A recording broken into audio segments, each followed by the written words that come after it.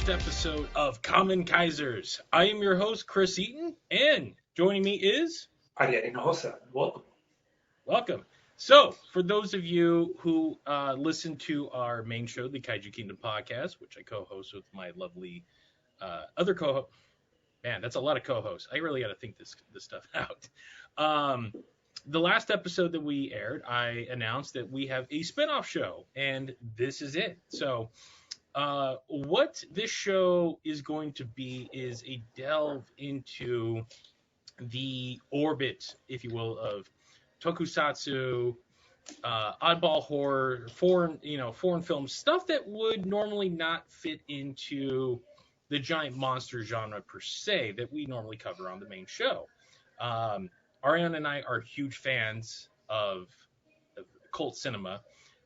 This isn't specifically for something like, hey, have you ever seen like Dead Alive or anything like? We're not covering that stuff. We're covering more stuff from Hong Kong, Korea, Japan, maybe some other foreign stuff, a couple of American things, because we already talked about a few things we want to talk about that are, maybe based on foreign properties. But the idea is we're talking about stuff like the topic today, which is going to be, Arian? We're watching Kamen Rider Black Sun. Yes. So as you can see, this would normally be something that we would cover on the main show. So we're going to delve into the wonderful world of men in suits that aren't giant necessarily. And sometimes it's going to get a little the show's going to be clean, but sometimes the topics we're going to talk about might get a little raunchy. So this is what I call the TV-14 version of the podcast that we normally do. So how many times can we cuss on this thing? Once? We get one F-bomb? Anything, I get pretty much F-bomb, anything. Yeah. Anything that Carlin says you couldn't really say on TV, I think that's where we let. I mean, the hell damn crap. Anything that Simpsons can say, we normally do. So I try to make it clear. The first two episodes, if just a little side tangent, when Jessica and I started going on 10 years ago now, good Lord. I was doing another podcast on my old website, and that was like a more news-based podcast. And you listen to that, I'm swearing up a storm because that's the person that I am.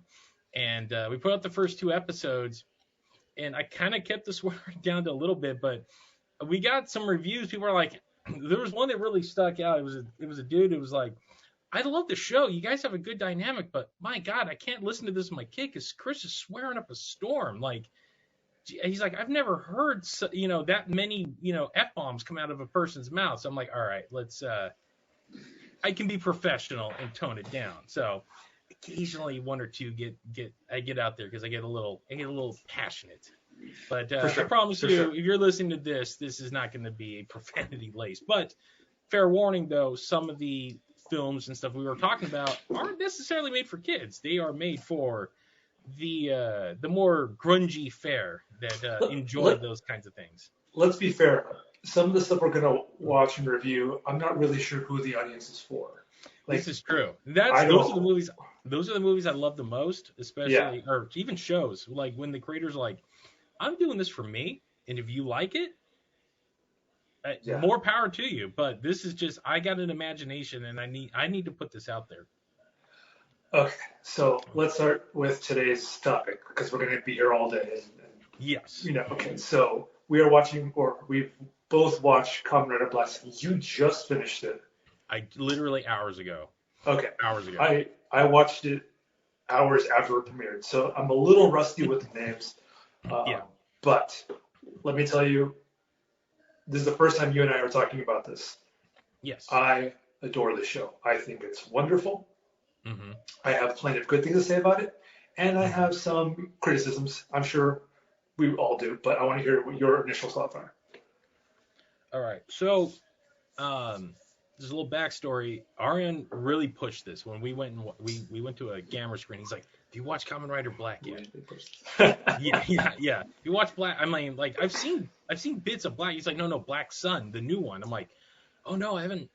Is that? Can I watch that over here?" He's like, "Yeah, it's up on Amazon." So my depth of knowledge of Kamen Rider is very, very rudimentary. It's of course my first intro to it was the Saban bastardized version from the era of the Power Rangers. I did watch the Steve Wang Kamen Rider, was it Dragon Knight? Dragon Knight. Which was another adaptation, but he at least adhered closer to the mythos. And then I've seen Shin Kamen Rider, the Kita Amamiya one. Yes, the prologue. I've seen that, and I watched the movie. I forgot which one it was that Tokyo Shock put out. The first.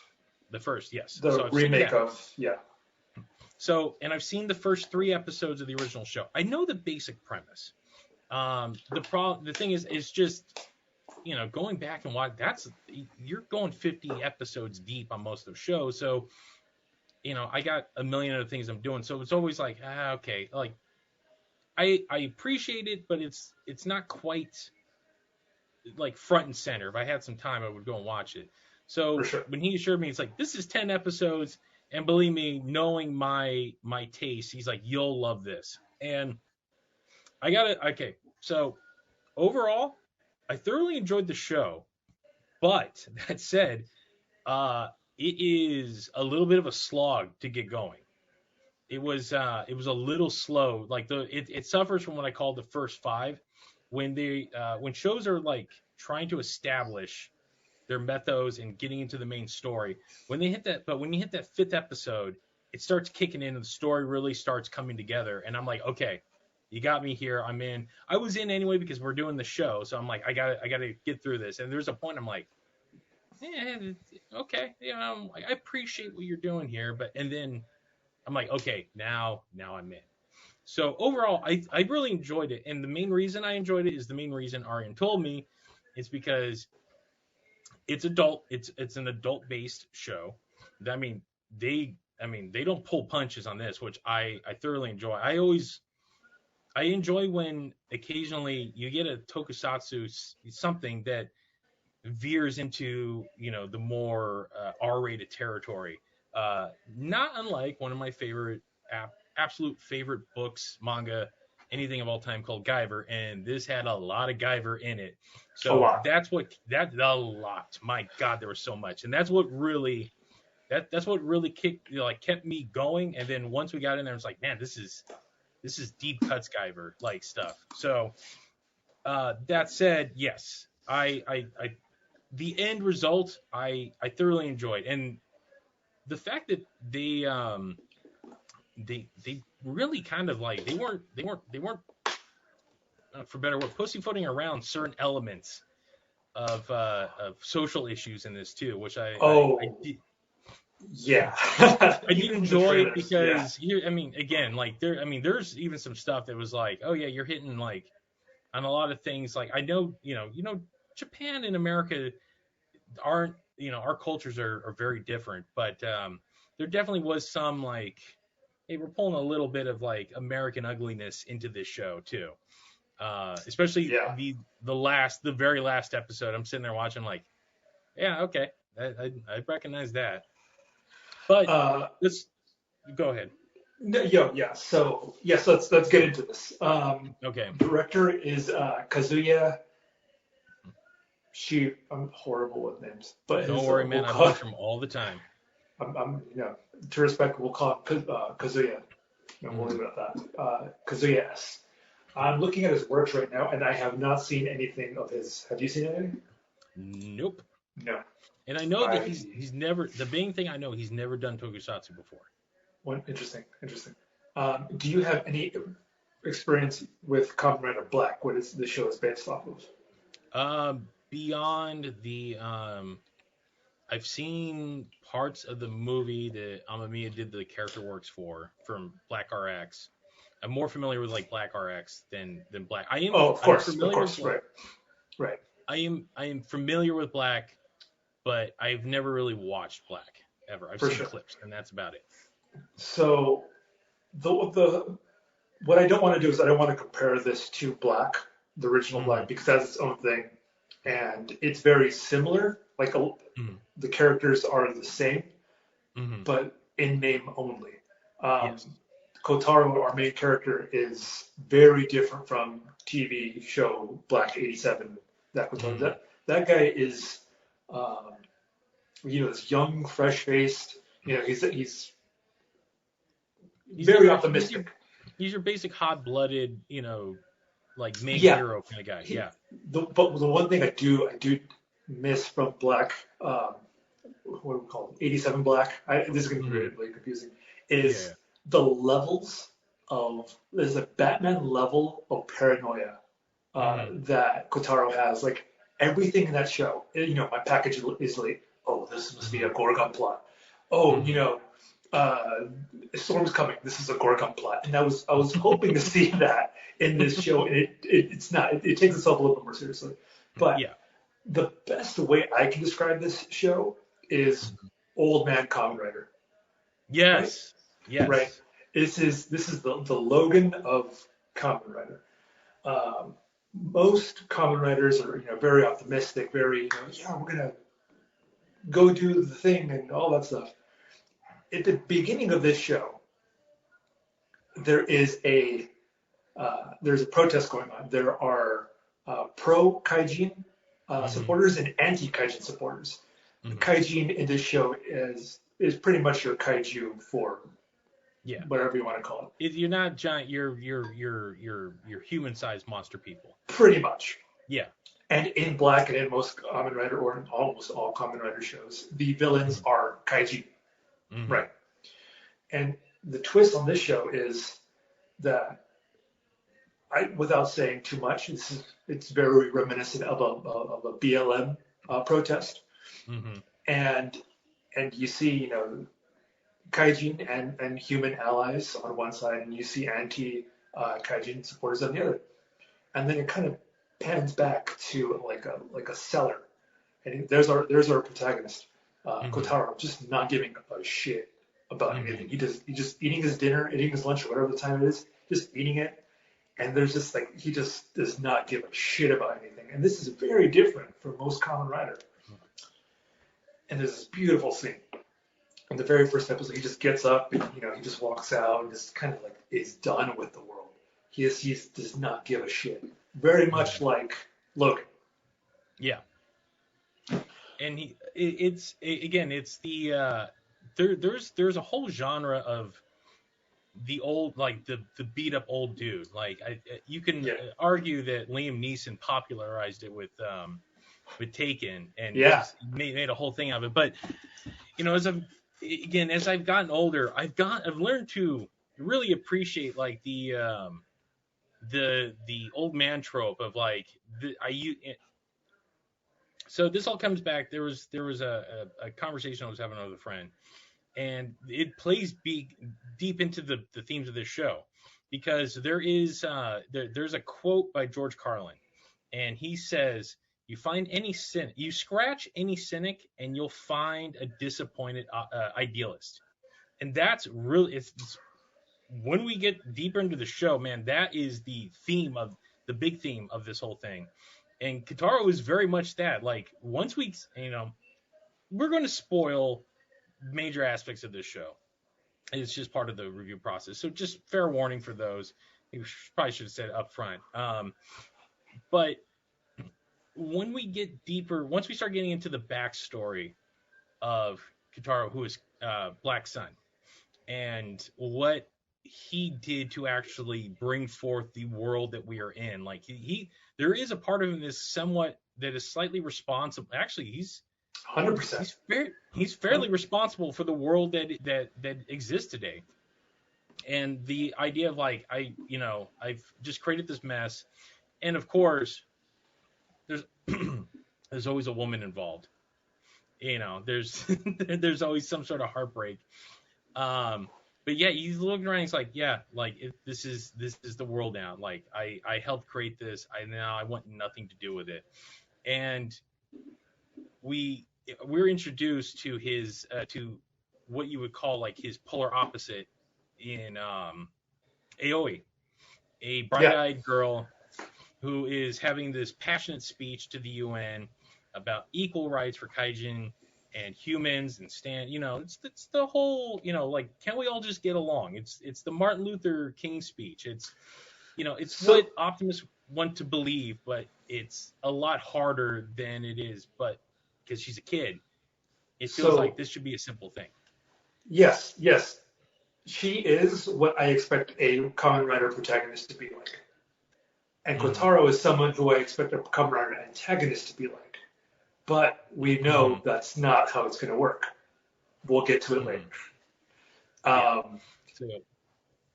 So what's interesting about this show as well is it's split up there's a time skip. And it splits between the 70s or 80s.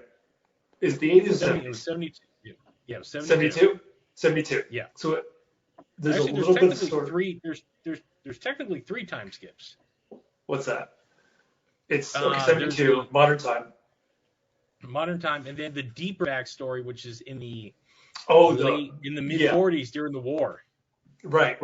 And that's later on. That's like the before times. So where do we start? Episode 1. Do you want to go by episodes, or do you just want to go through the whole thing? Let's just go with the basic story, the basic moves of the show. So we have Aoi, who is our up and coming.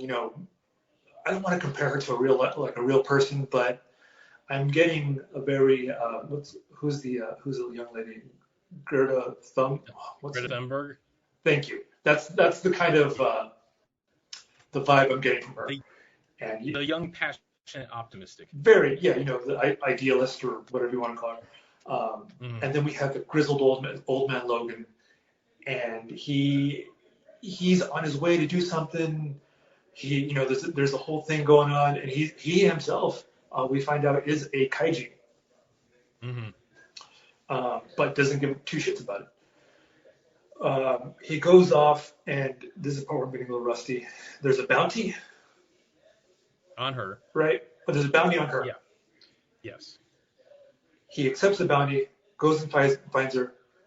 I'm not 100% what happened. I don't remember. Can you remind me? He is intercepted by a spider kaiju. Yes. No. It turns out to be an old buddy of his, right? A member of Gorgon. Our Gorgon. So it turns out that there was multiple people looking for this girl, and when she's attacked by the spider kaijin first. When he shows up, he kind of is like, look, I'm not looking for a fight, kind of thing. It's the Kane from Kung Fu. He's like, look, I want no trouble, kind of thing. Right. And when he goes to grab her, he sees that she's wearing an amulet around her neck, which is the crux of our story. Yes. Yeah. Which is they called it the Kingstone. Oh, what was it? The Kingstone. Yes. Yeah. And you find out that turns out to be the key to all of this, and how she came to it is a long and arduous process. But he realizes she's got it. He wants it. And he defends her over nothing more than she has something that he wants. He doesn't actually still even give a crap. He's just turns to the spider kaiju and he's like, hey, you're not walking off with her because I need this thing. And the first main fight of the series ensues, and where we really get a good look of how, because this is I think one of the biggest changes in Kamen Rider lore, and this is where it's harkening back to the original Shin Kamen Rider. There's no Hessian change, and they hit the buckle and they change into their suit. They morph. They morph like Zoonoids from Guyver into their beast forms. Like a painful transformation, right? Yeah. Steam comes off, and it's almost very Attack on Titan-ish. Steam comes out. Yeah. You change. And I gotta give him credit. For the most part, there's some janky shots, but the change sequences are pretty well done. I know the show's done on not that big of a budget. It's very apparent because it's shot in 5 locations. But when he morphs into his his grasshopper form, and you're like, oh, okay, this is. Then you're realizing this is not your normal Kamen Rider. Like, and I was like, why doesn't he look like a Kamen Rider? And it's like, no, there's more to be had. So this fight also gives us a real good taste of what we're in for, because Kentaro beats the crap out of this guy and rips him apart. Like, I think he bifurcates him at one point, like literally like cuts him in half, and just blood goes flying everywhere. Yeah, and I'm like, okay, this is what I was talking about. I'm like, okay, you got my attention. I'm in on this. And that's our story kicks off running. It's very, if you've seen Kamen Rider Amazon, very brutal, very, limbs are going flying, blood, decapitations. It's a very brutal fight. Yes. Yeah. Okay. It's very adult. This is not for children. This is definitely not a kid's show. Okay. And then that's the end of the first episode, more or less, right? Well, the very end, we're introduced to the Shadow Moon. Shadow Moon, your boy. Who's held captive, chained up. Like, again, like, I see the harkening backs. Like, I know enough about Kamen Rider. I'm like, oh, this is like they're making calls. Like, I know they're making calls because, again, like, just the way he's just chained up. It's like almost like a pulp comic book in many ways. And he's held by the evil political party. Gorgon. Yeah. He looks like have you ever played that one game on? Have you played Metal Slug? Yes, I have played Metal Slug. He looks like the. He looks like the. The prisoners that you captured, that you free. That's what Shadow Moon looks like. Yeah, that's what he looks like. So he's given this thing called he's fed this thing called heaven. It's a blue substance. You're not really sure what it is, but he eats it and he just seems fine.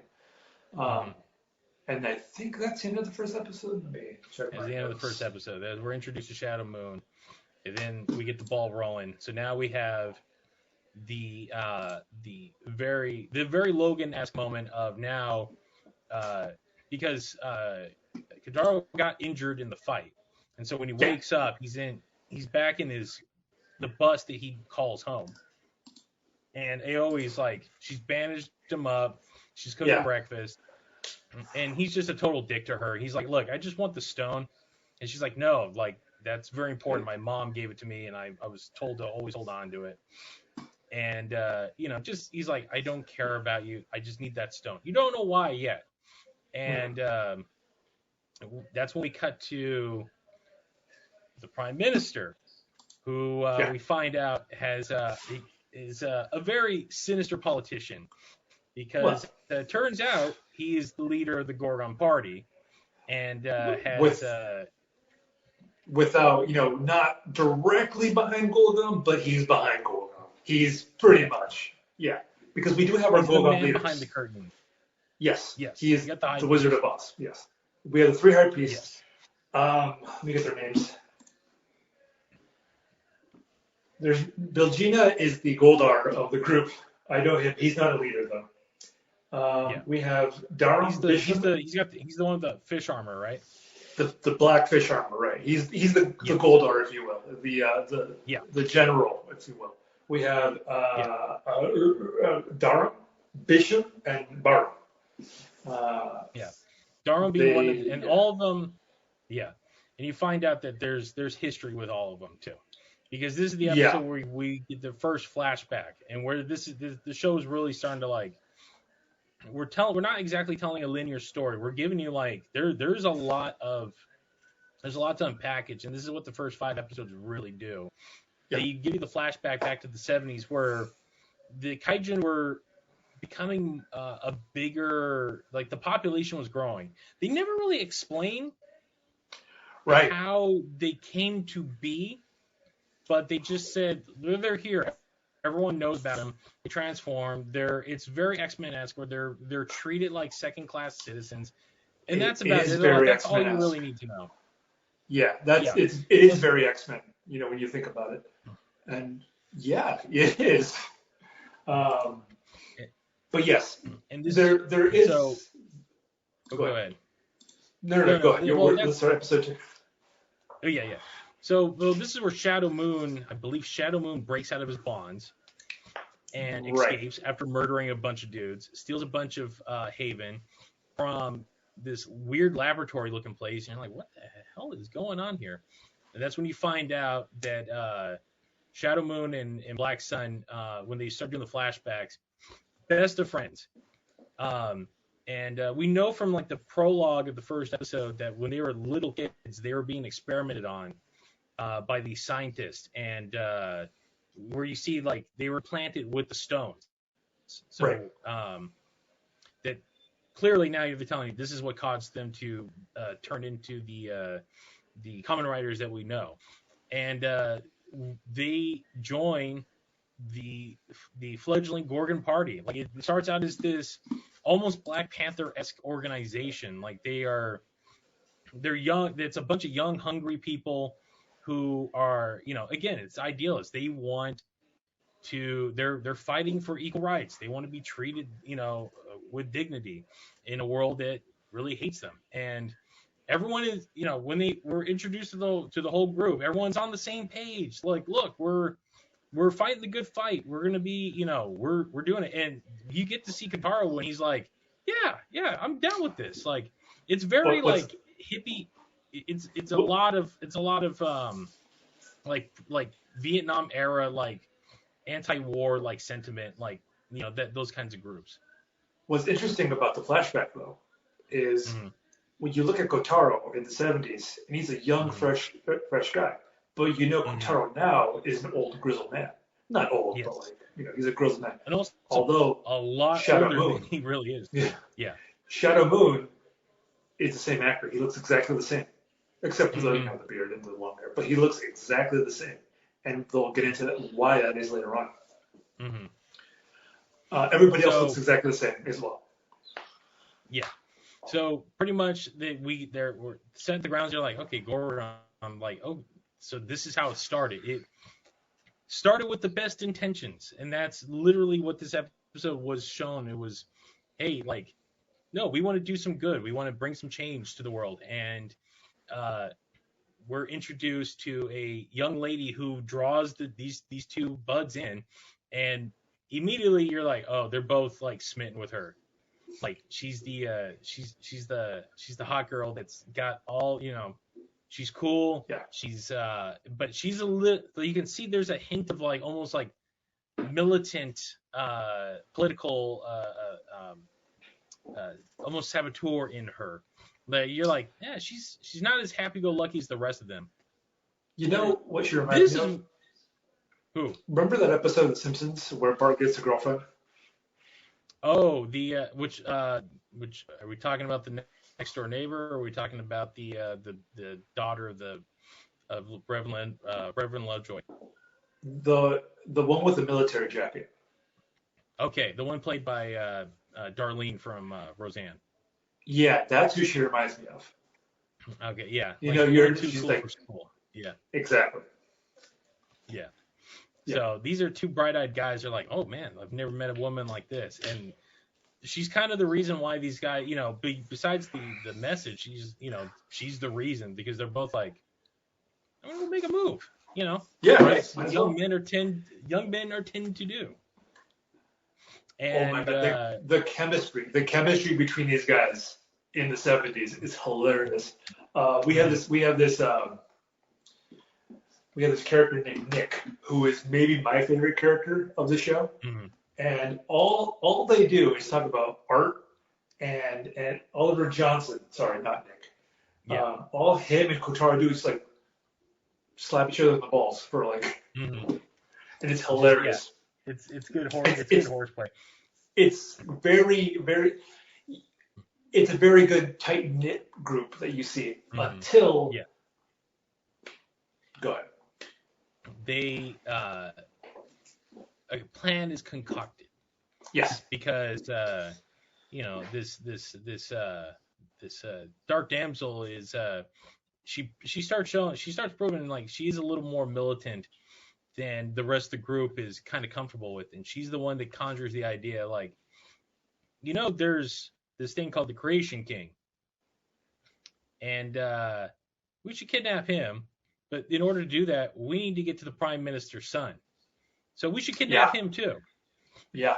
And this is at where. That point, this at is that where, point, the line between good guys and bad guys gets a little murky, and there isn't so much. So, these guys are our heels, and these guys are our faces. No, it's very complicated. And yes. Go on. So as most things are, again, one of the beautiful things this show actually does, it really hammers home that all causes usually start out with the best intentions, but when reality hits them, being that optimistic sometimes doesn't get you where you want to be, and sometimes people are willing to, let's say, do things they normally wouldn't do in order to achieve their goal, because at the end of the day, it's about achieving the goal, and by any means possible.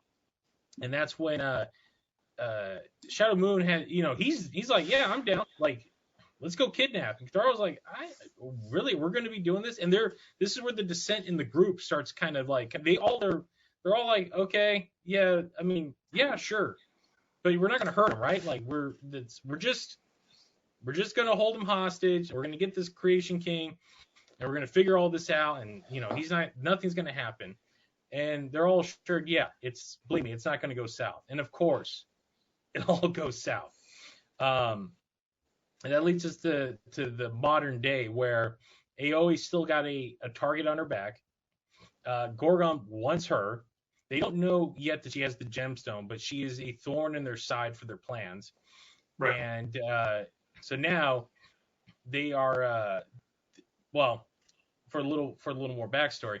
So once we're introduced to the Creation King is the linchpin of all of this. We find out the Creation King is the thing that secretes this fluid that creates Haven, and Haven is what creates Kaijin.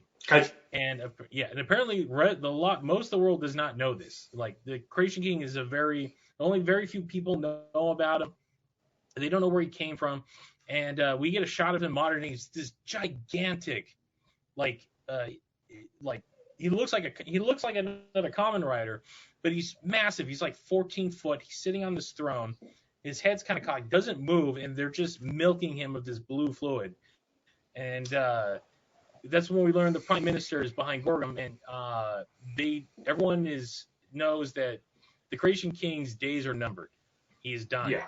And we need to keep manufacturing Haven, so we have to create a new Creation King.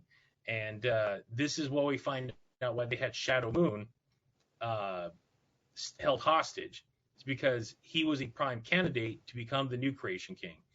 And now the race is on to create the new Creation King before he dies, and continue the more sinister undertones of what Gorgon stands for, which is propagating the Kaijin race, if you will. Right. So this all comes about with Aoi being attacked again. She's followed home, and this is where Kintaro is starting to kind of reconcile with, like, I really need to do the right thing, and gets into another fight after she's being chased by a. I forgot her friend. She's got her friend who's a Kaijin. Yeah. Shinsuke. Yes. Oof. Okay, so here we go. Yeah. There's, Aoi goes home and with her friend, right? Yeah. No, it goes to the friend's house? Or Aoi's house? Yeah, I think it's Aoi's house. It's Aoi's house, because when they walk in, her caretaker has been brutally murdered. Yeah. Like, there's like a giant, like, thorn through her head. Like, she's just laying there, and that's one of Rom's generals. What's her name? It's Bashi? It's the female one. I remember that. Yes. The Terrasol girl. Yes. So, Aoi's friend is a sparrow Kaijin. He's an adorable kid. He's adorable. He looks a lot. His head looks exactly like a sparrow. Um, sticks up for Aoi, transforms into his Pharaoh mode or his Kaiju form. Mm-hmm. Immediately jobs out, gets his head squished in. This is the first holy shit moment. Yeah. Yeah, this is the first holy shit moment of the series. Where like holy shit, they went there. Yeah. Aoi runs away. Right. Being chased. Yeah, she's being chased by another goon. And this is Kotaro shows up, right? Yeah, Kotaro shows up and Shadow Moon. Right?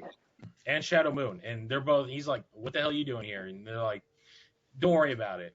And this is where we see the actual effects of Haven. Yes. He asked Shadow Moon's like, do you have Haven on? He's like, yeah, Shadow. He asked Shadow Moon, do you have Haven? He's like, yeah, give it to the kid. And shoots it into his mouth, and they both take off. And right. You don't see what happens to it yet, right? No, they just shoots it, and they both bolt. Right. Now both of them are aware. Everyone is aware at this point that Aoi has the Kingstone, and so now everyone is on her about getting it, and pretty much leads to like she's running.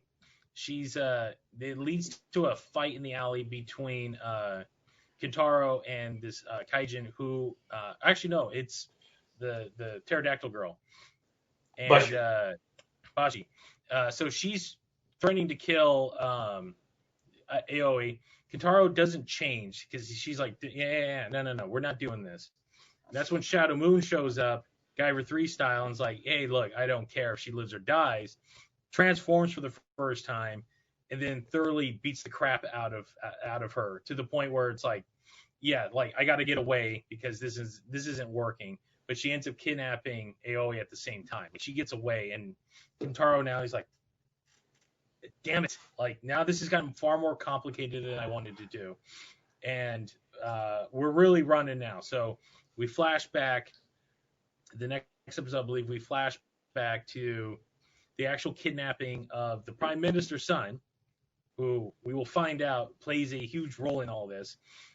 And it's not exactly like they're not mincing words. Like they catch him shooting skeet, and they come up and they like beat the crap out of him, and they drag him away and force him to reveal the location of the Creation King because Gorham has information that his dad may or may not have had a hand in the Creation King.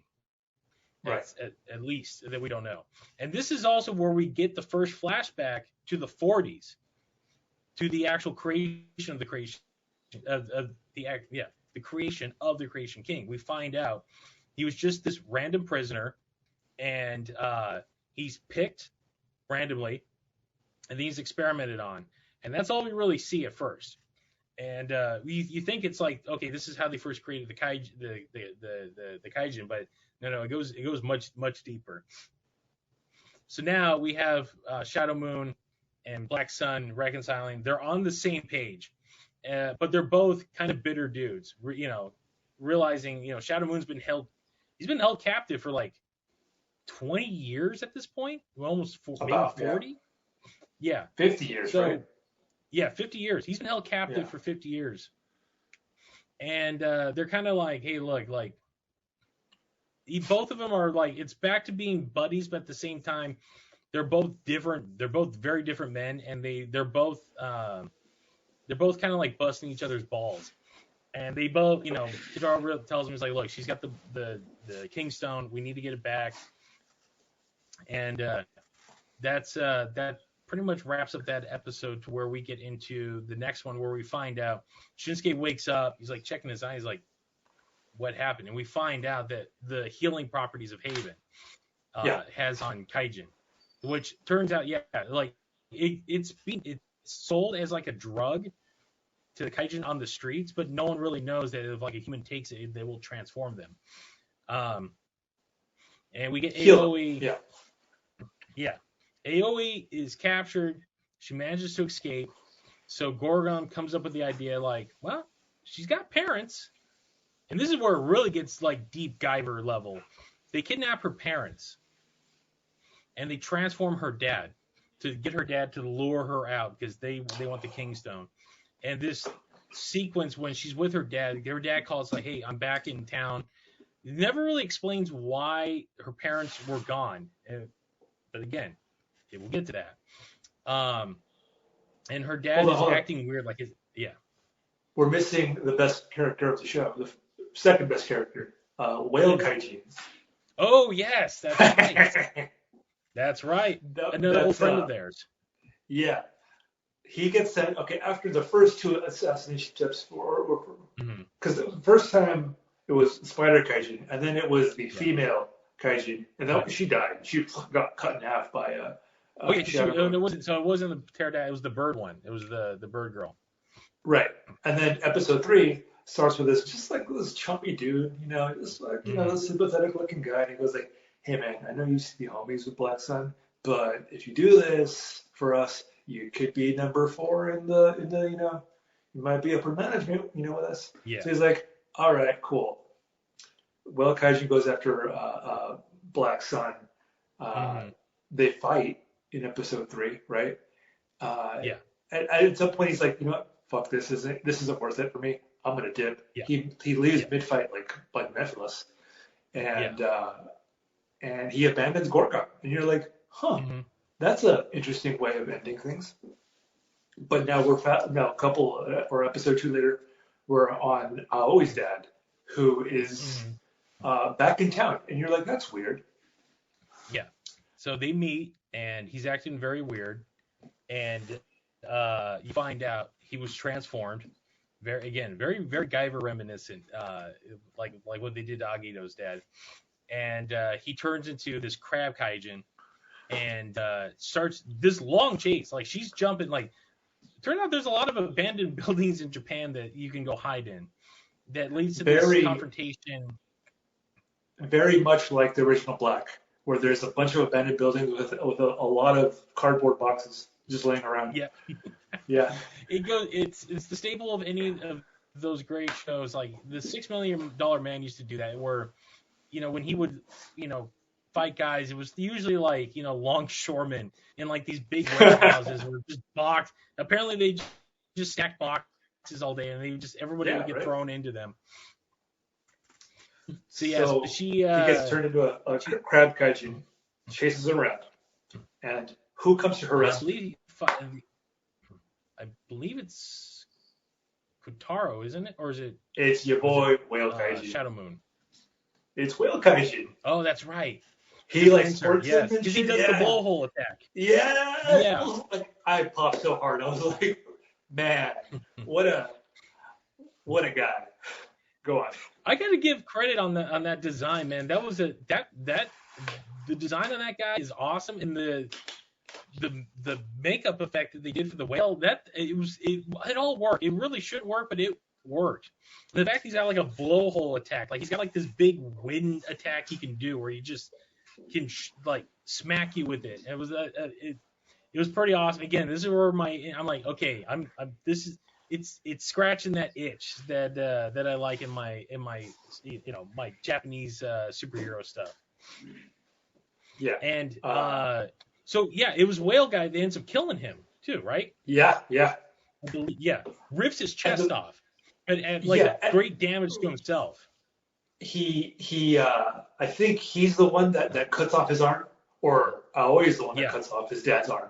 But like it's still in crab mode, and there's this heartbreaking scene of Aoi carrying her dad's claw, just like and then Whale Kaijin is like walking behind her, and then Kotaro shows up in his boat, in his bike. He's like, "What the fuck are you doing?" Sorry. Yeah. What are you doing here? And he goes like, "Hey man, I'm just here. I'm escorting her. Like, I don't want no trouble, man. I don't want no trouble." Yeah. At that point, you see Kotaro do his face turn, and he's like, "Get on the bike. We're going home." leaves Whale Kaiju there in the middle of the street, and then they take off. At some point in the series, you start realizing, and this is a tangent. I don't know if we haven't talked about this yet, but you start realizing what's going on with Kaiju. that they are being bought and sold like slaves to the elite of the world. They're being sold for like millions of dollars. And then you see there's like a whole catalog, and it's just all the pictures are all the kaiju from the original Black. Like, oh, okay, Yeah. you see a guy get transformed into his kaiju form. Like, hey, he's a strong, locust. I think he was an ape. Yeah, he was an ape man. He was an ape man. Yeah. Yeah. He was an ape man, and he's going for let's start the bidding at $100,000, and he gets bought by like these masked elite types. And little by little, they don't outright tell you what's going on, but little by little, you start piecing together like this is Gorgon behind this. And Gorgon's in the business of making more kaiju so they can sell them off and make more. It's this horrible cycle. But it goes even deeper than that because there's a greater plan that they have.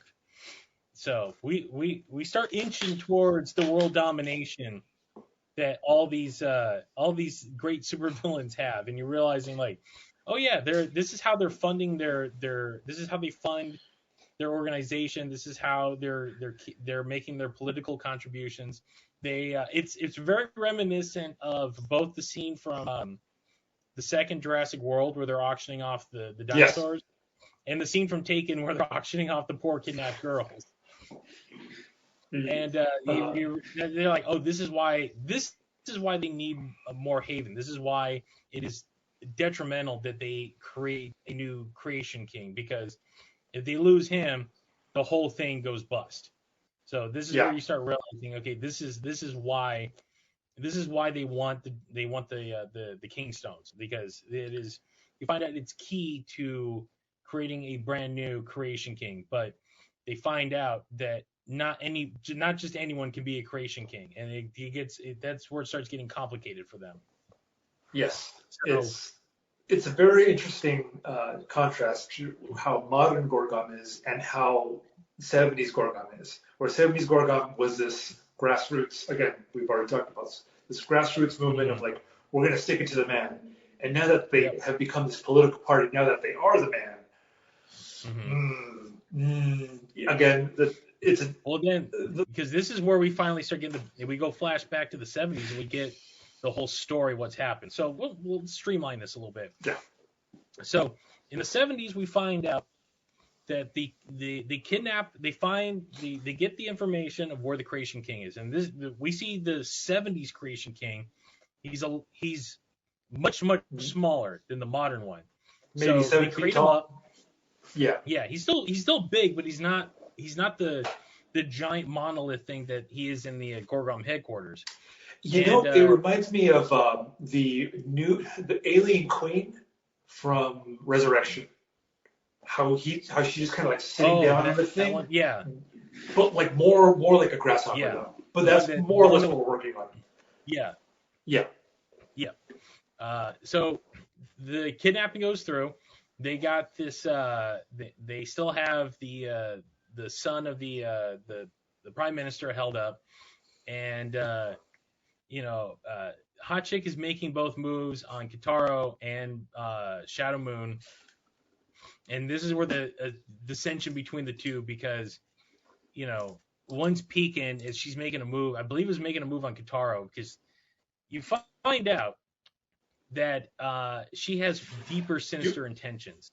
Yukari is her name. Yukari Shicho. Yukari, yes. Yukari, yeah. So both these guys are madly in love with her. She's playing both of them like a fiddle. Like, she has them strung up, and she is just playing them against each other. And once they have the Creation King, now they put him. They make the smart move of like, let's put him here. We'll make our base here. They're out in the middle of the woods, and the group is starting to have like second thoughts about what they're doing, because they're still like, okay, we got him now. What's the game plan here? Because they can't run forever. It's like, what are we going to do? Like, and some start pointing out, it's like, well, why don't we kill him? Because if we kill him, maybe there won't be any more kaiju. Maybe we can end all this suffering. Like, and then the others are like, well, no, because we want to proliferate our kind. And the dissension between the group starts, and this is where everyone starts getting played.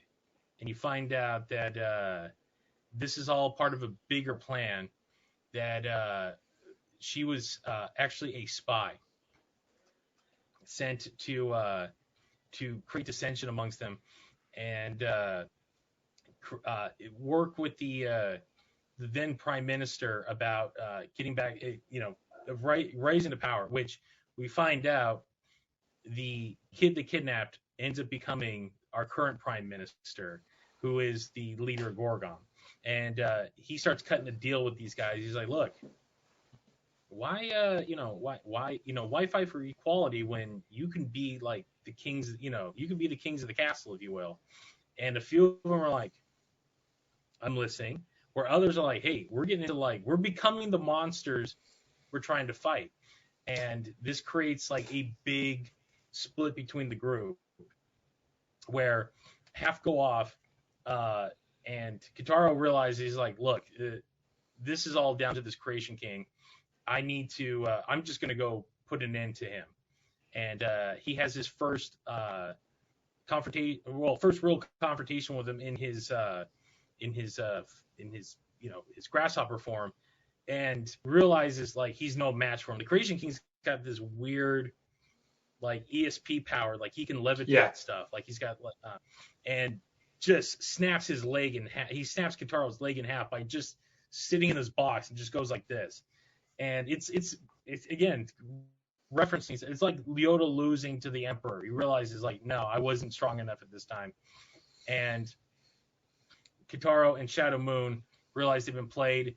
What was her name again? Oh crap! I just lost it. Yeah, Yukari. I believe she has like a change of heart, and she realizes like, look, this is all going south. So she hands the gemstones off to Oliver, right? Oliver Johnson, yeah. Oliver Johnson. The American. Yeah, the foreigner. The American, yeah. Yeah. The one, again, kudos to finding a black guy in Japan who can actually speak fluent Japanese too. I got to give him credit on that. Like they found the one actor out there. It's like, yeah, I can do this. Yeah. And he's like, you need to go take this and run. And this is. Isn't it interesting how he plays such a small role in the beginning, but because of him, it all comes full circle because of him. Or and him and we'll talk about it in a second. Yeah. So now we know. Okay, so this is the game plan. This is what happened. This is how Gorgon came to rise to the power that they did. They hold Black Sun and Shadow Moon. They're both prisoner, and they're both like chained up, and they're just like kind of like bickering at each other. And that's when we get back to the modern day. Aoi gets kidnapped once again. This time, the plan is, look, you like Kaijin so much, why don't you become one? And they transform her. They have her mom kidnapped there, and they're in this laboratory where they make Kaijin. And they change her there in front of her mom, make her mom watch.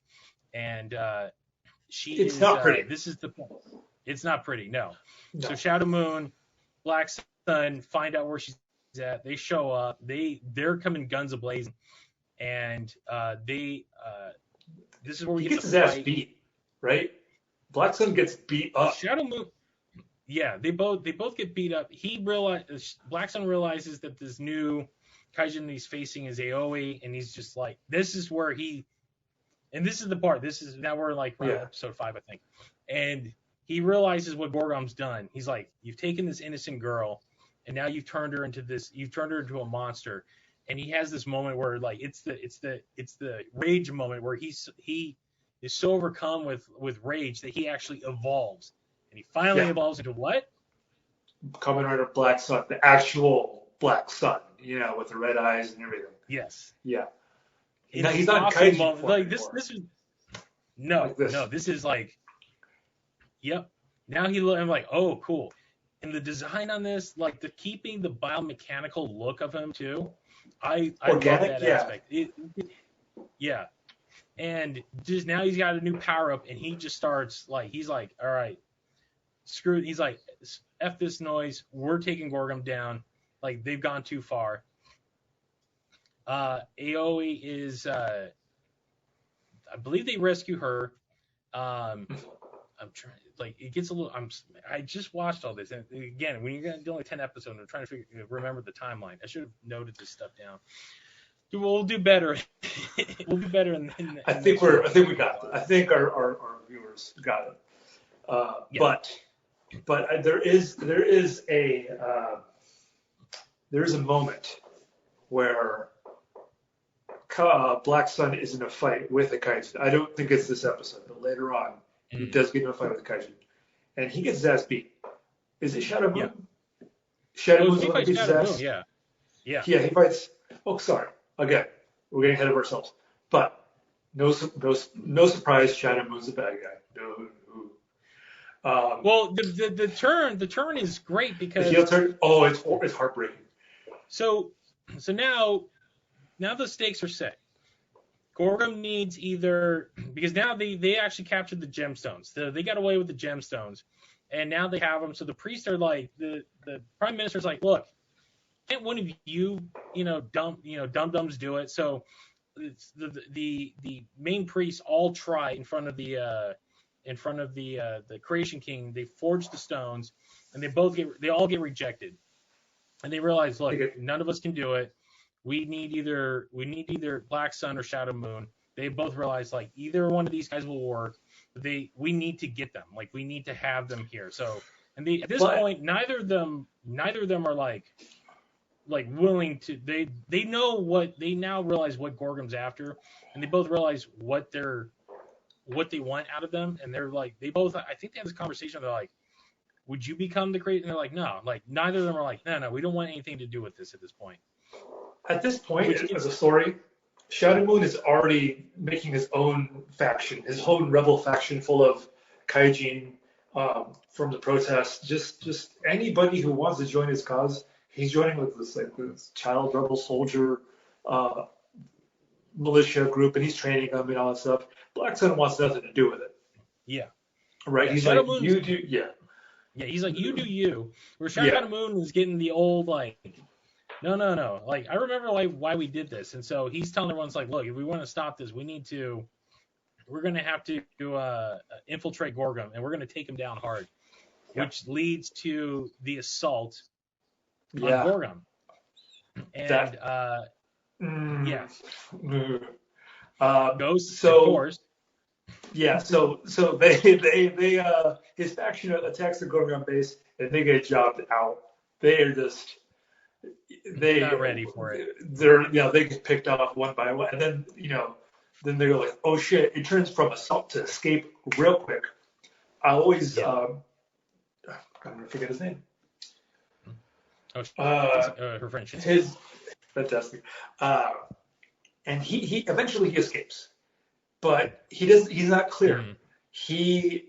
He runs right into the anti-kaijin group that was protesting. Mm-hmm. And they've got this leader. This guy, I don't know if he's a leader, but he's the main focus of that guy. He's a guy. I call him the blowhorn guy. Yeah. He's like, oh well, look what we have. He's doing this whole thing. And earlier Shinsuke humiliated him by taking a crap on him. By taking a shit on him, literally, yeah. They grab him. They don't beat him this time. They lynch him. They kill him. Yeah. In the streets. Yeah. Yeah. And people are just walking by ignoring it too. Yeah, he's got this sign that says, don't pay attention. Yeah, like they just straight up like kill him. And this is another holy shit moment because this is like, you don't expect him to die. He's this adorable kid. He already survived once, where you thought he was. Yeah. You thought, oh, he's safe. Like, we saved him. Like, no. Oh, no. He's the sacrificial lamb. Yeah, you figure this is part of the story. Yeah, you figure like, oh, he's gonna snap out of it and he's gonna kick their ass. Like, no.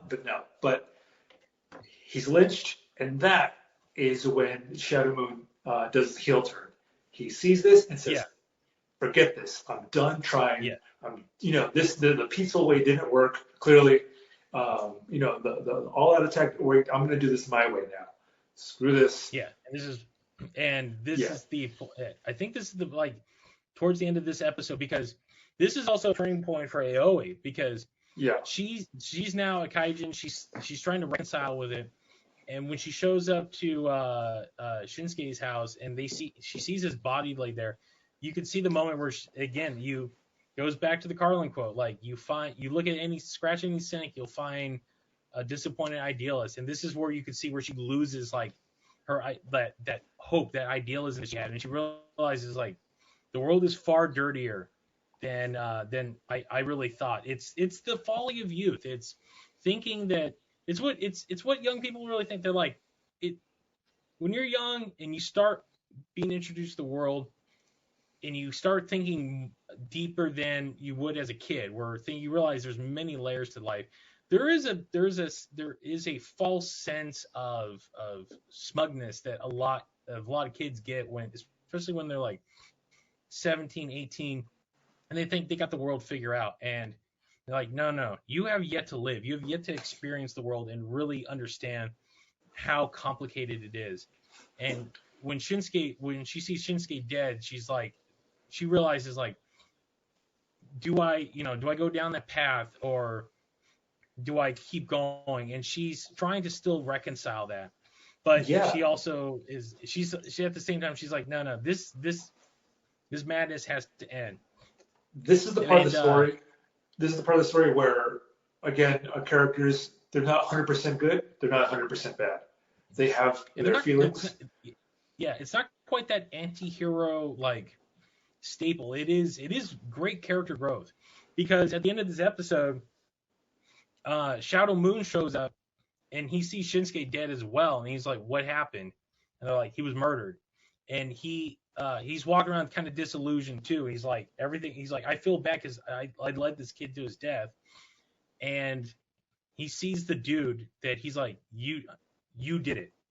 And in the middle of this giant crowd, he like grabs the guy, and the guy's like, now, like, again, it's that you're big until you need to step up.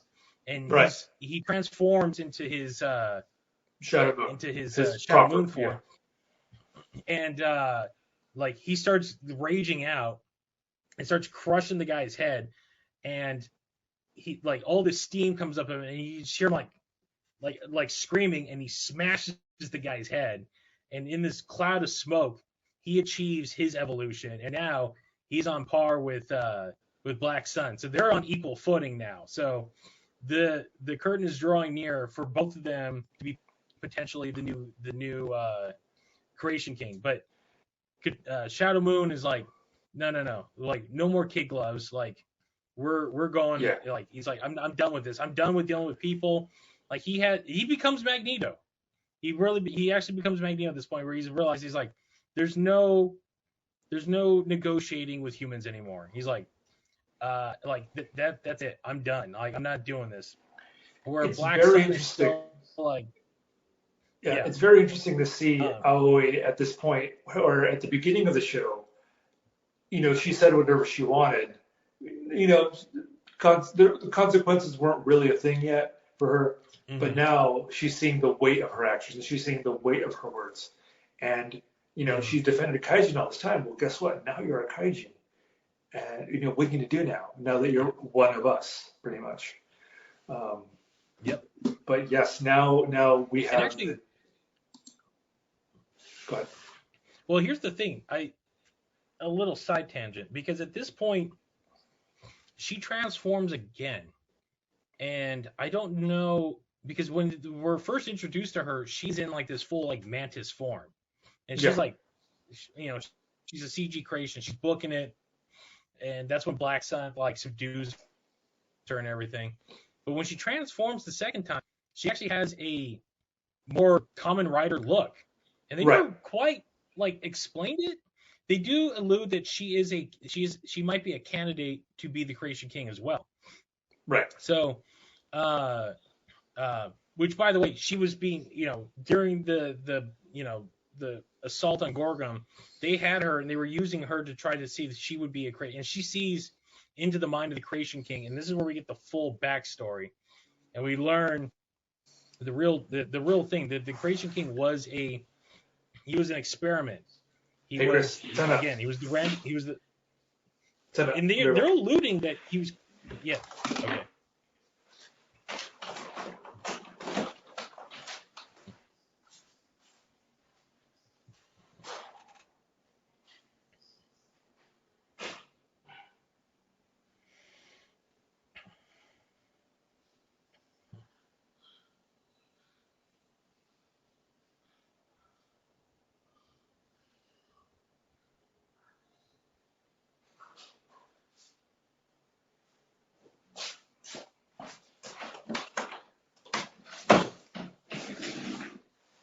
Thank you.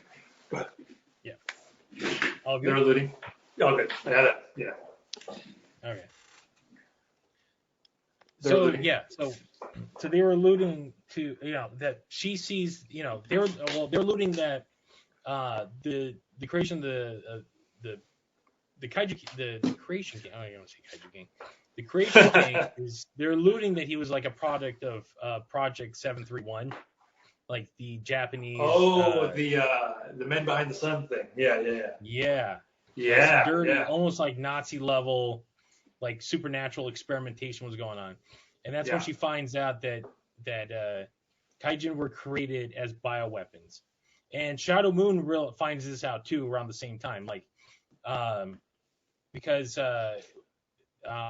while this is going on, Black Sun he's like, now that I'm more powerful, I'm going to go storm Gorgon and take out the Creation King, because now I feel I have the power. So he assaults Gorgon, gets in there, faces off against the Creation King, and he manages to do some damage. Like, he does some damage, rips out his heart too, which once I learned was like a nod to the original Gorgon, because the actual Gorgon was a floating heart in the original show. I'm like, oh, okay. And that's when the Prime Minister shows up. Like, Black Sun just gets, still gets his ass handed to him. And at he gets his leg ripped off, right? Yeah, he gets his leg cut off at that point. And Shadow Moon finds out. This is part. I think we're a little mixed up the timeline, but Shadow Moon finds out the true nature of Kaijin 2. They were created as bioweapons. That is their whole point. They were supposed to be essentially like Japanese bioweapons to win the war, and the war ended, and they were kind of just left out there. So that is part of his disillusionment with everything, that leads him to, like, you know what? No more. I'm going all in. And so Black Sun is messed up.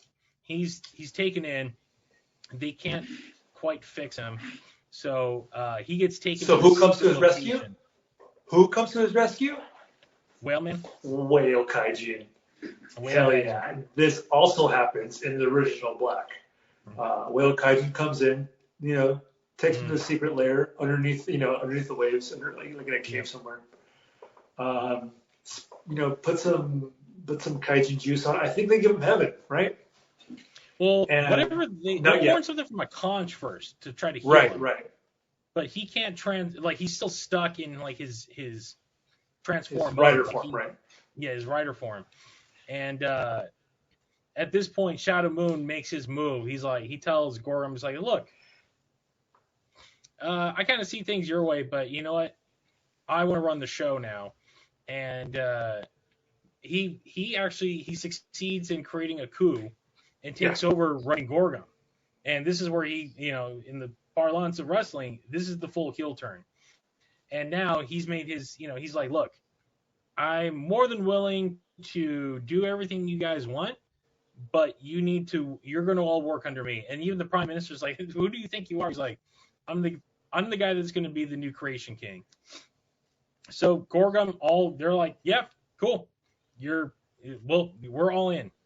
And this is where things come to a head. Aoi is taken. Well, we get another interesting, not quite a turn, but when Shadow Moon decides that he's going to take over Gorgon, his rival, Bulgia? Hold on a second. Bulgia. who Yeah. they Who's these guys hate each responsible other. for? Yeah, he's responsible for turning Aoi into a kaiju, Yes. right? Yeah. And she's vowed revenge, and I believe he actually killed Yusuke too, like if I'm recalling right. So like these two guys hate each other, and now he's like, well, I guess I'm gonna work with you, and Shadow Moon's like, see you no, and proceeds to like beat the crap out of him and humiliate and kind of essentially kick him out. So now he has no allegiance. Like he's been betrayed by his group, by his people, and he decides, look, if I'm going to go down, like he realizes like the end of the road is coming for me. If I'm going to go down, I'm taking everyone out with me. And he makes he meets up with Aoi. She takes him to where Kentaro's held, and he realizes like, look, no one wants me here, but he's like, I got nowhere else to go, and watches as they revive Kentaro, but his leg is still gone.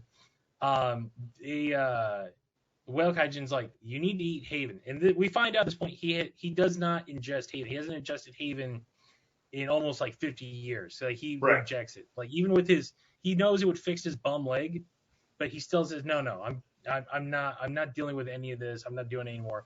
Like he's been taking ketamine shots. Like it's almost alluding he's addicted to drugs. Like he's addicted to ketamine because his pain in his and the pain in his leg is so bad, but he refuses to do the one thing that would actually fix it. So they're all told of Shadow Moon's coup, and he realized, like Kentaro, now that he's kind of conscious, he realizes what he has to do. He's like, I got to go kill my best friend because we got to end all this. Otherwise, it's just going to get worse and worse. And reluctantly takes Haven, which revives him and brings his leg back together. Like puts his leg back, the whole thing, and upgrades him to one more like bigger, like the second stage of his evolution. And now we're in the final stage. Things are laid out. Aoi is going to make another plea to the UN, and that was interesting. That was an interesting speech. She's in Black Sun's hideout, his abandoned bus, right? And she has his headphones. She has the headphones on, and she's on Skype, and she's talking to the UN. And she doesn't know, but there's a. Go ahead. Well, she doesn't know that there's there's a SWAT team showing up. There's a SWAT team showing up. As the Prime Minister knows that she knows, because during this in between, she gets the full story of what happened to her parents, and we go back to we see what happened with Oliver Johnson. He started a Baptist church, but it was really a secret organization to fight against Gorgon, and he had a kid who turns out to be one of Aoi's friends, which you kind of saw that coming, and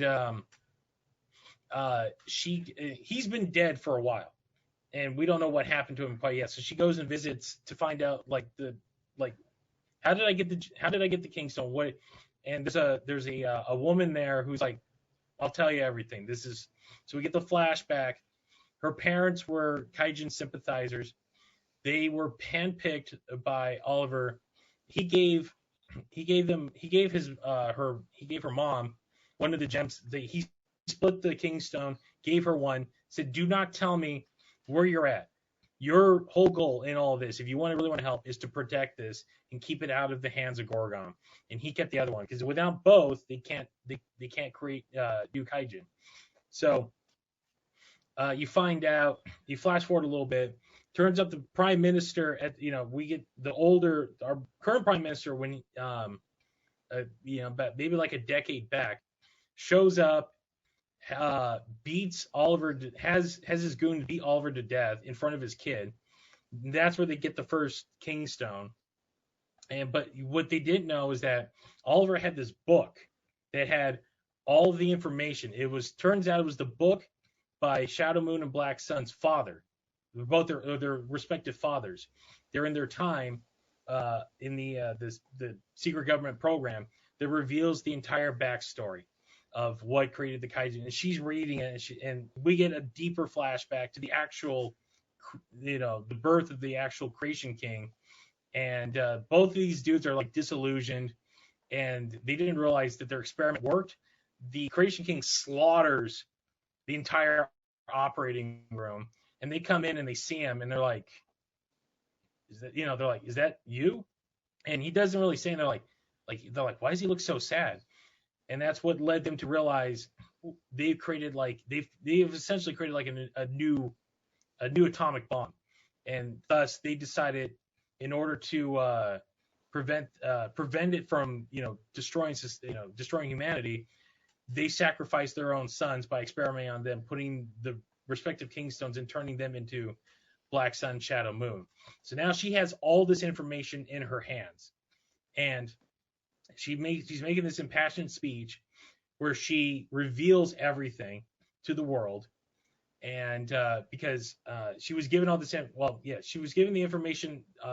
It was digitalized, so she sends it out onto the internet, and the entire diet now has they're like, what is this? They're looking through and they're seeing all the notes, and the prime minister realizes he is 3 flavors of screwed. The jig is up, and then she turns into her Kaijin form. It reveals that she was transformed against her will, and people were like, what the hell is going on? And while she's making this impassioned plea, SWAT team shows up, and we get the face turn, the honorable death. Yes, not quite a face turn, but it's the last stand of realizing, I've been a bastard this whole time. Maybe I could do one good thing. And our bad guy. Watching Bill Gina throughout this whole show, I'm just like, I don't care about you. He's not really, no one really respects him. Nobody really, they just kind of go along with him because he's third in charge, second in charge. Yeah. But watching him, at this point, because the Shadow Moon ripped off his arm during the little scuffle. Yeah. And then, he's got one arm, he's got his sword, his Satan Saber, I think it's called. Mm-hmm. And he's just he's one-on-one taking these SWAT team members out. Watching him go down like that kills everybody, and gets killed in the process, all by defending Aoi while she's making her speech. Yeah.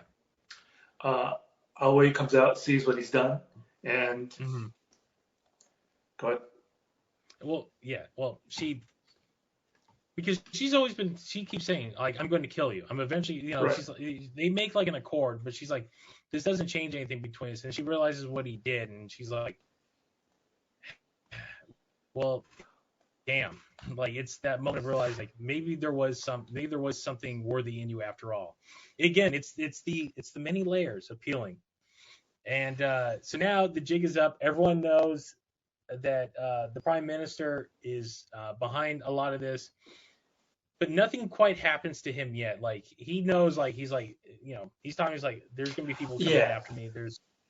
He realizes that, and members of his cabinet are there's this scene where they're in the diet, and they're just they're debating the validity or how real this thing is, and you can kind of feel like he's gonna get out of it, because he's like, this is the fabrication, this is all this is fake news,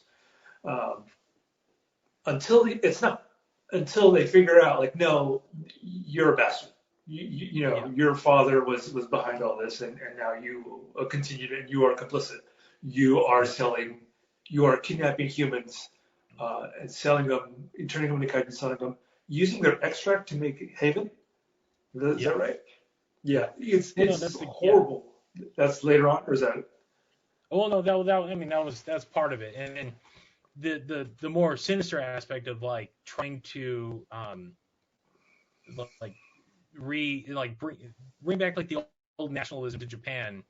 Yeah. And because there's subtle jabs at when we get the diet scenes of Japan feels like they're still this, they're under the heel of America, the European Union and all that stuff. They're it's kind of reflective of some of the tone in Japan today, where people were hey, maybe we can go back to having an army of our own. We're not going to do that again. There's that sentiment of we can stand on our own 2 feet once again. and but there are people that are like, no, that was a mistake. We shouldn't go back to that. And this is, one of the plans. And when it come in a scene that's congruent with the final showdown between Shadow Moon and Black Sun, the Prime Minister's having like a dinner. He's getting drunk. He is with his I guess it's the premier or the whatever the vice president is. Right. There's a moment he's like, the Prime Minister's like, I got to take a whiz, and they're like, there's no safe place, and he's just like, stop here, it's an alley. He's like, let me go. Where he is taken out by Oliver's son, who has turned into a kaijin. He's a cricket kaijin. Right. And the other member of Gorgon, one of the founding members, the bat guy, he's like a double agent, isn't he? Yeah. And they both just they literally tear his head off. Like not even at like the neck, like it's at the jaw. Like it's a gruesome scene. I'm just like, whoa. And the kid's like, hey, remember Oliver Johnson? He's like, all right, let's go get some beers. Like they're walking away. They're like, yeah, hey, we just committed we just like killed one of the greatest acts of. Yeah, we just assassinated the Prime Minister. Let's go celebrate. That brings us to our final confrontation between. Hold on. Let's talk about the beginning. Are we talking about the last episode? I know what you're gonna. I know what you're talking about. I know where you're going. The best part of I did not expect this, but I was like watching it, and then the beginning of the last episode starts, and it is a shot-for-shot remake with the same song of the original Black opening, and I popped so hard. I was like, let's go. Like tears coming, like chills. I was like, oh my god, they did it. Kotaro's fully revived. He transforms into Kamen Rider Black Sun, gets on his motorcycle, and is on his way to deal with stuff. Yeah. I think it's the only time you actually see him in his full form on the bike in the whole show too, isn't it? Yeah. It is. They even do. I think they even do some of the credits over it too. Yeah, it's the openings. It's the opening credits. It's a shot-for-shot remake of Black with the same song, and it's like, oh my god, it's the icing of the cake. That put me over. Like this is awesome. Parks his bike outside of Gorgon's base. Goes in. He fights off a couple dudes, here and there. Shadow Moon knows he's coming. Waits for him in the chamber of Creation King. Yeah. They have their fight. He does the Rider Punch. He beats his ass. I mean, Black takes some hits too. I think he gets impaled by his own sword. Yeah, they rip each other's. So the swords that they have are the legs on the back. Right. They part of their body gets turned into a sword. They have to rip it off. Yes. It's not a pretty sight, but it's the one time awesome. He actually gets to do. He does the rider kick too. Because the one time he does, because he's showing off, he's got like the Creation King powers that he can like manipulate. He can do like the ESP pushes and stuff like that. And that's when because it's the only time you really see like the. Because here's the thing, one of the things, they have the belts. The belts really don't do much. They never really explain it. I know why they're there, because it's Kamen Rider. You kind of have to have the belt. But they never really explain like why it's there, why it's the source of power. Because once they achieve their higher form, then they start doing the Hessian moves so they can change. And the belts activate. But this is the point where they start like drawing energy from the belts too. Like the rider kick comes to like he activates the belt. Again, I get it. I get why they never really explain it, but it's like you're watching Kamen Rider. You have to have these moments in there. But yeah, it's like it's like Green Lantern without a ring. Like, why does he have a ring? Well, he needs a ring. Yeah, you kind of have to. You have to have it. So they fight. Black Sun gets the upper hand until Shadow Moon impales him. This was an awesome shot, by the way, because Shadow Moon's like he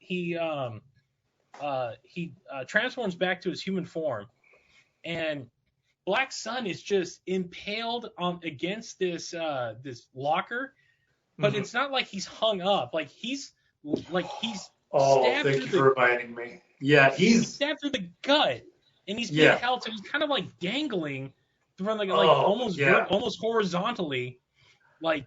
And I'm sitting there watching, like, oh my god, like I think he's gonna rip. It's gonna rip through his side, Like he's just gonna get, like, there. I'm like, the physics of it don't quite make sense, but you're dealing with the fantastic. But it was an awesome shot nonetheless. I'm like, holy, he's doing the whole talk, and it's the moment of where he's not Black Sun is he's not. It's not looking good for him. No, but then he has this moment where he's talking to him, and he's like trying to like one last appeal to like the dude that he like the brother that he know, and this is where like the Shadow King has like this moment of like, what are we doing? Like what is all this for? Like realizing like we've created this whole mess. It's not worth it. You realize he's far more injured too, like because he got stabbed like through the chest by Black Sun. So I believe they're both not looking good. No. So Black Sun gets out of his predicament.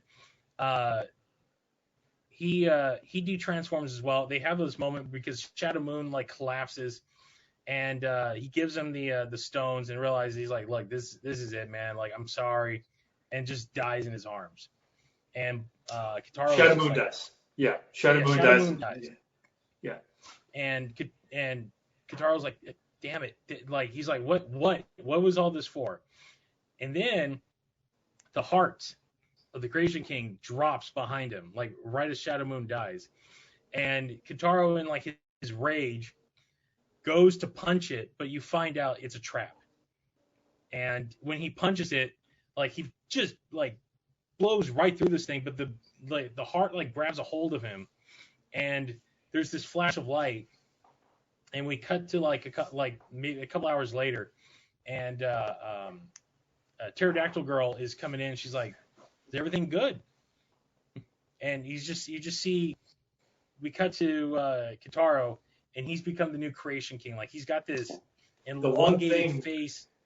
Yeah, the one thing he didn't want to happen happens. Yeah, happens.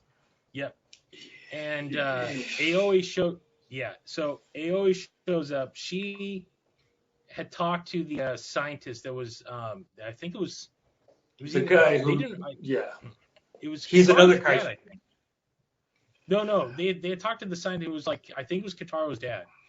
And she had asked him a question, and they flashed back. And she's like, "Is there any way to properly kill the Creation King?" And that's when he reveals it was the Satan sword.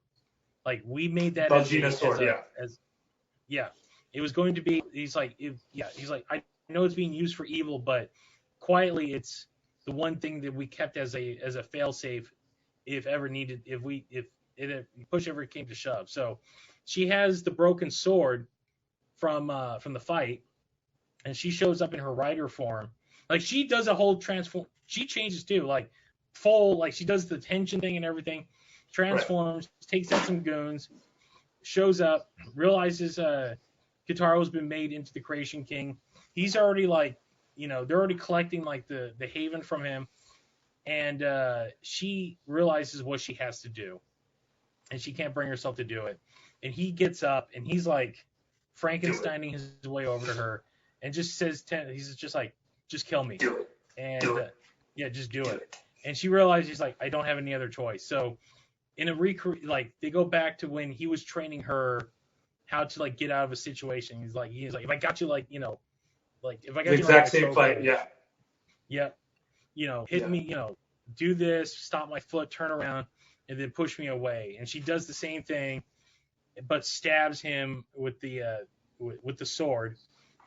There's a moment where he changes back and just kind of says, "Thank you, like you've ended this whole thing." And then he turns to dust in front of her, and she has this moment where she's like, "Damn it!" Like again, like you can see like everything that she was hopeful for, everything that she was fighting for has just literally fallen to dust in her hands. And we get the epilogue after this, where we find out what has happened now. So it turns out not much has changed. There's still anti kaiju sentiment. The vice prime minister is now in charge, and now he's in charge of Gorgum.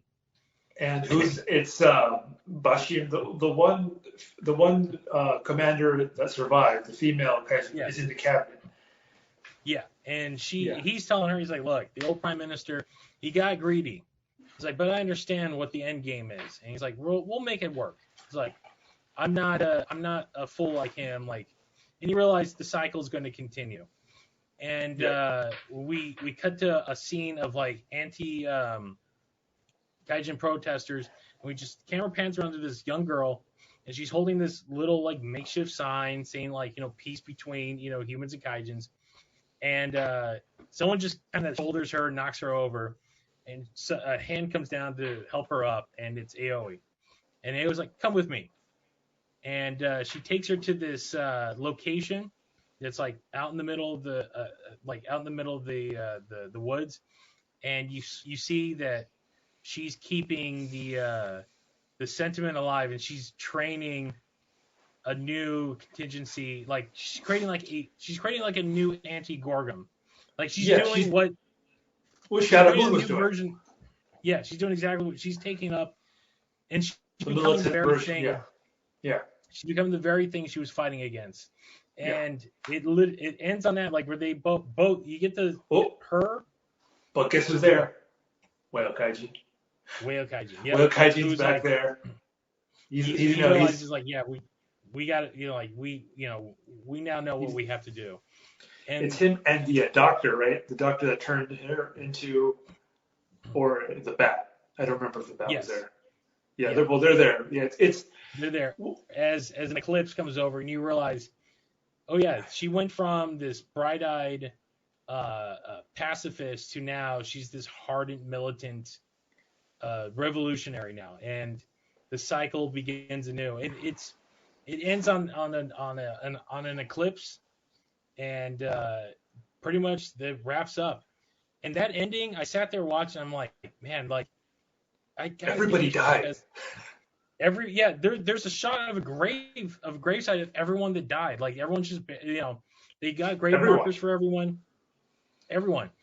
and you realize, like, again, it's. I've seen people talk about this show because there's a lot of people that love like the revolutionary ideas. There's the cynicism, there's things that clearly like, because it is a reflection of of American culture at this time, but it also hammers home the idea of like.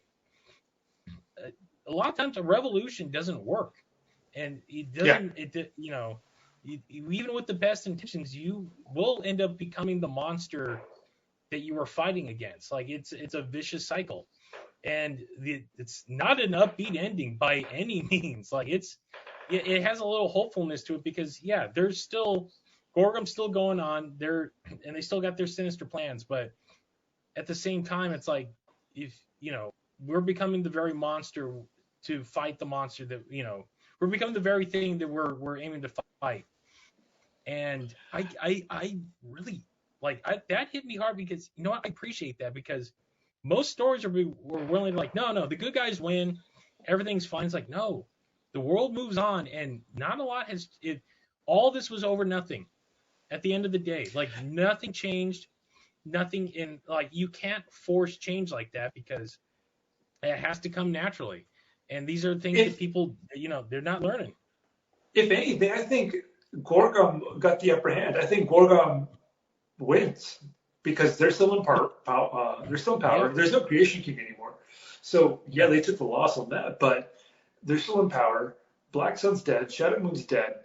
I think the only person who survives is Aoi, the female general, Whale Kaijin. And maybe one or two other, and then everybody else is dead. And Aoi has the King Stone. The King Stone, yeah. So, and she is a potential They do mention she is a potential candidate to become a new Creation King. So there is a risk of that she could fall and become the very thing that she was trying to stop, because she's the last candidate. Again, yeah, this is what I call a good sad ending. Like, it leaves you like realizing, like, yes, like these people fought for their ideas, and their ideas all got them killed. Like, both sides, it didn't matter. Yeah. But the ending reminds me of like sci-fi movies back in the 70s. mm-hmm. When they got real dang, they got they're alive, but like they're not going to last very long. It's like Charlton Heston's alive, but he's not going home. He is home. No. Yeah. The Planet of the Apes, or Omega Man, like realizing like he has to die in order for a society to reach. They want him dead because he's the last remnant of this old society, and they think that we're going to create a new society, and we're going to fix all the problems. And he realized, like, I'll take myself out, but you guys aren't, you all think you're going to fix the problems, but you don't realize that it runs deeper. It is part of like our human nature. Like, it no matter how much you try, like, you can't change things overnight, and you can't quite get rid of the human components of greed and lust for power, and those it does leave it like that. And I gotta applaud them, because especially for a tokusatsu show, one that's based on a kid show, that's at the end of the day, the good guys win. Things are hopeful. Things are good.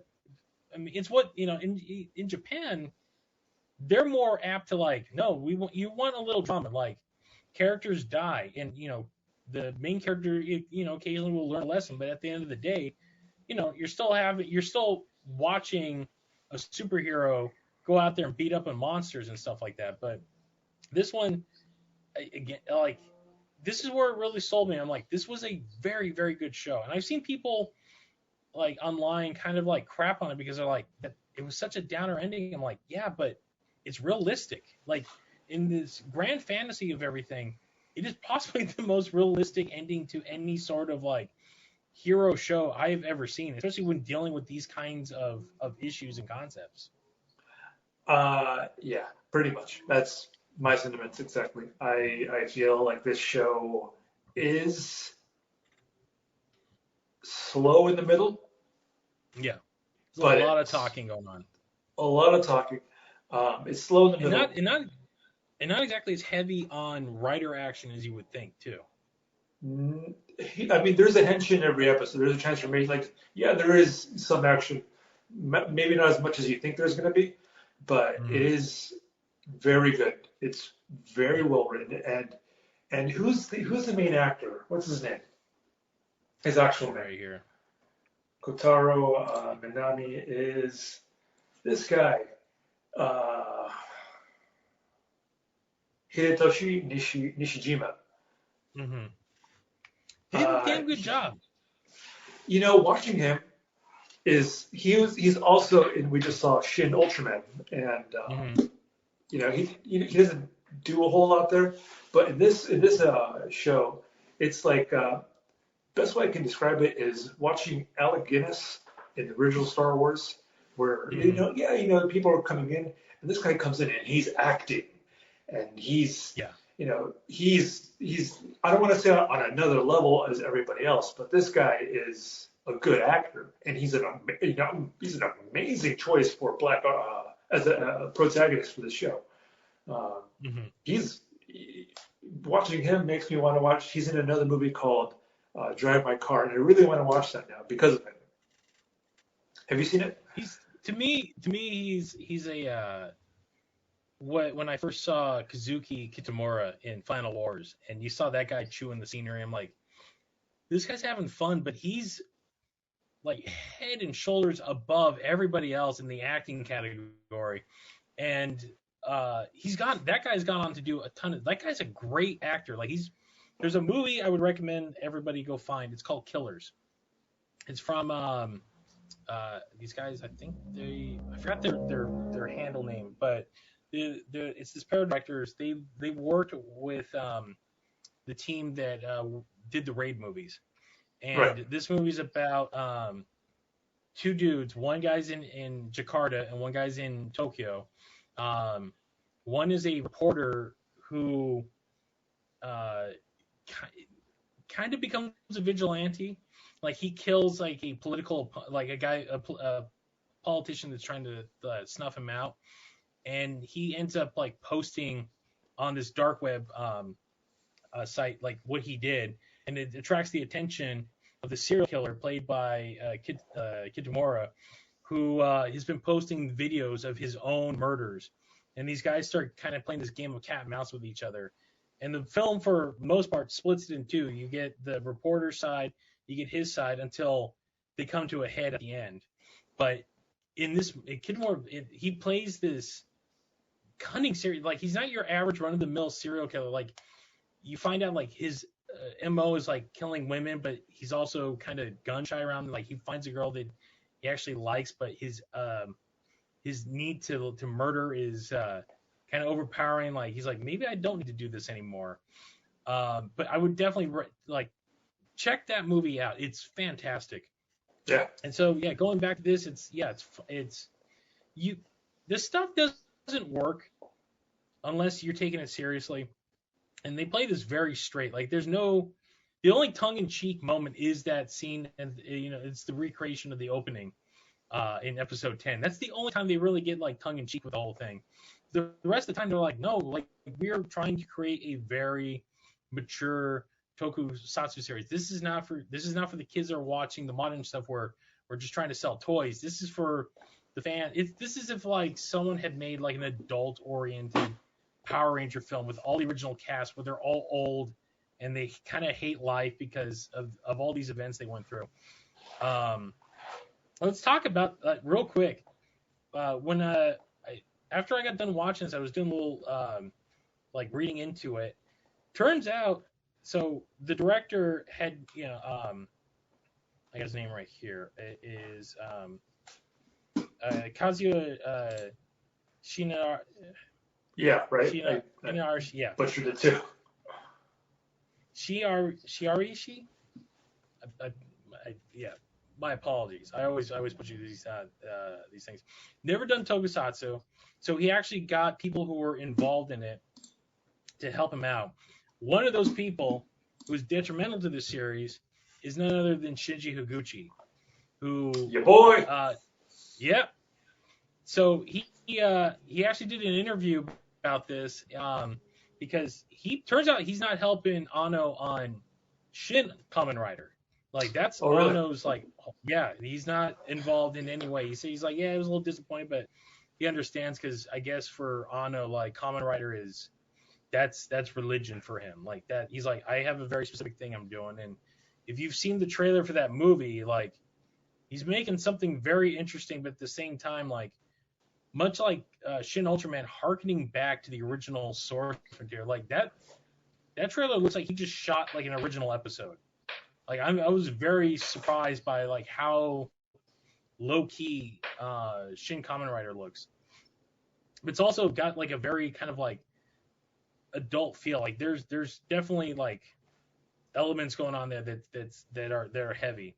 So Higuchi was brought in as they're like, we need your help. You know this stuff. So he was the main character designer on this, and he was the one that brought in the effects director. So Higuchi was very instrumental in putting this whole thing together. So had a big hand in the final product, which, as he says, he's like, I didn't think I was going to be able to do Kamen Rider, but I got to end up doing Kamen Rider in the end because Black Sun was the big thing I had to work on while Anno was off doing his Kamen Rider. So again, like going back to like, especially designing, like the designs of the monsters are fantastic. Like I got to give them credit. Like they're. My brother walked in while I was watching the last episode, and he's like, "Is that a whale, dude?" I'm like, "Yeah, it is." He's like, "Oh, that's wild. That's insane." And I'm like, "Yeah." He's like, "That actually looks pretty badass." I'm like, "Yes, it does. This whole thing is pretty badass in general." Keeping everything biomechanical, like there's no real tech involved. The transformation, the idea that the riders evolve.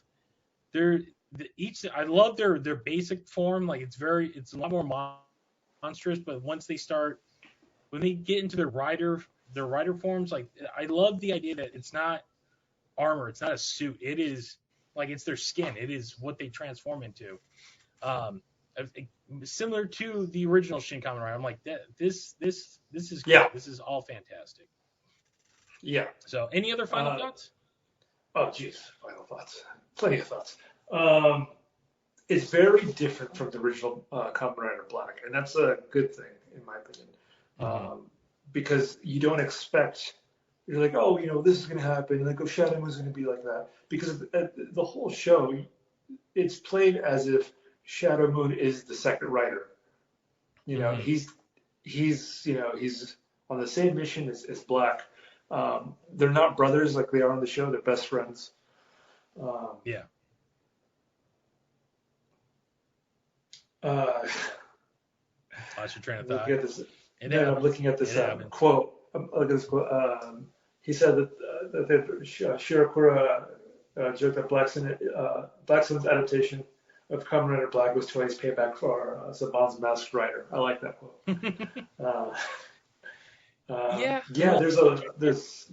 Saban butchered the crap out of that show, so to get what they needed. I really enjoyed this show. I highly recommend it. You don't need to watch Black to watch it. Is this a good place to? Yes. Is this a good place to start? If you know nothing about Kamen Rider, absolutely. Enjoy it, man. Enjoy it. Just know, not all of them are going to be like this. No, well, is the remake of Amazon like this? Like, oh yeah, it's bloodier. It's bloodier. It's and it has a very different. It's similar but very, very different. Like, yeah. Okay, so it's still adult themed, but very adult, very adult. But more to the point of like the violence and everything. Yeah, it's very, it's very much like Black. You'll enjoy it. I think if you enjoyed Black, then I would highly recommend you or if you enjoyed Black Sun and you want to know where to go from there, watch Amazon's. Which is also ironically on Amazon. Yeah, on Amazon Prime, right? Yeah, because that was in that once this wrapped up, they're like, hey, you like this? Watch this. I'm like, oh yeah, I forgot I had this in my watch list. So that's it for our review of Kamen Rider Black Sun. So we kind of fumbled through this. Thank you for listening. Thank you for doing this. Yes. Yes, thank you. This was done not last minute, but this was done. This is our first episode. Much like thank you for listening. Yeah, it's our first episode. To those like Arian's late at doing the whole podcasting thing. We're pushing 11 o'clock. We usually record much like when Jessica and we record late, just because everyone else has a life. So we have the only time is when everyone else is asleep. But if you guys enjoyed this, please let us know. If we got anything wrong, let us know. Yeah, if you, like any improvements. Yes. Complaints, comments, questions, desires. Yeah. Go ahead. Yeah. So the idea of this is that these shows, for those listening, because if you're listening on your feed and you're like, wait, this isn't the normal Kaiju Kingdom podcast, this show will be on the main feed. So the idea is Jessica and I will be doing 2 episodes a month, and Ari and I will be doing 2 episodes a month. So, and you can just pick and choose whatever you like. If you just want to hear happy upbeat stuff about giant monsters, because that show's a little more, if you've listened, like we're a little more loose with the topics. For this, we're going to be mostly focusing on movies and TV. This is going to be not quite review, but like discussion about the stuff that we love. we're not here to waste your time. We're not going to tell you, oh, this is the worst movie ever, whatever. These are all the picks that we're doing for this show are all handpicked. We've talked about it before, and it's a lot of stuff that we think doesn't get discussed a lot. Very much so. And do you want to tease what we're going to do next? Do you want to talk We're about going it? to talk about yokai and werewolves in the next episode. Ooh. We're going to be doing duology.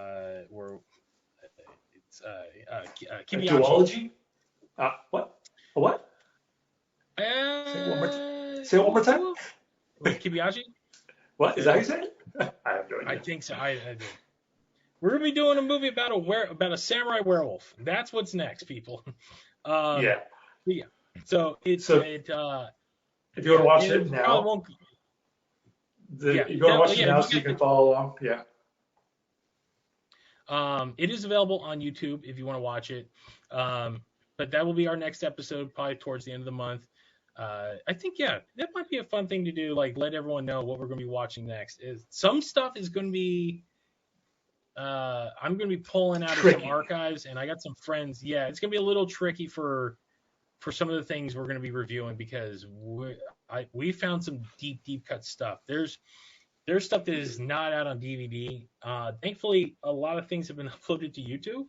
So we're going to do our best to kind of keep it to where like, oh man, I've never watched that. To at least some form that you guys can enjoy it, or at least see what the heck we're talking about. But we already know there's going to be like a couple that were like, I have never heard of this. And that's part of the idea of the show. Like, you've never heard of it? We're going to talk about it. So that said, if you enjoyed what you heard, you can follow us on the Kaiju Kingdom socials, which is the Twitter at the Kaiju Kingdom, Facebook.com/the Kaiju Kingdom Podcast, and our Instagram, which is at the Kaiju Kingdom as well. And on that note, that will do it for the very first episode of Kamen Kaizers. So everyone give Arian a hand.